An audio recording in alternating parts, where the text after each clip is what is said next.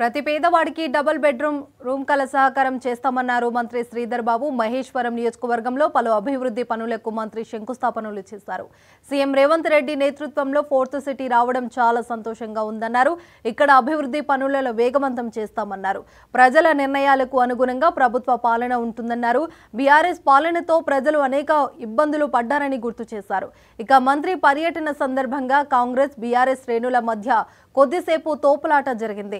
పరస్పరం నినాదాలు చేసుకున్నారు. ప్రభుత్వం సంవత్సరం పూర్తి చేస్తా ఉన్న సందర్భంగా ఈ విజయోత్సవ కార్యక్రమం భాగంగా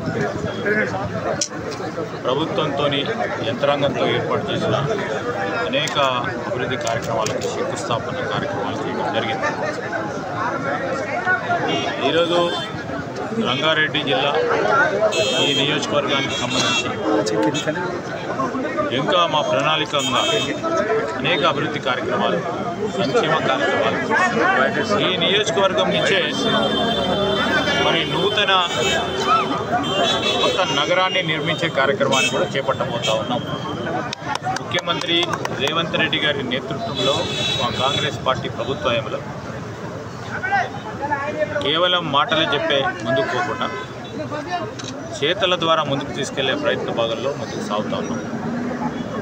నియోజకవర్గానికి సంబంధించిన ప్రజానికాన్ని కూడా మేము కోరుతా ఉన్నాం.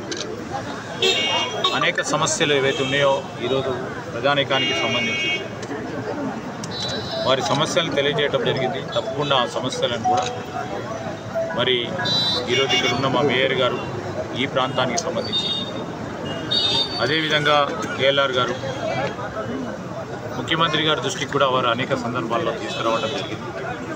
తప్పకుండా ఆ సమస్యలన్నిటిని కూడా పరిష్కారం చేస్తాం. అతి త్వరలో ఇక్కడున్న నిరుపేదలకి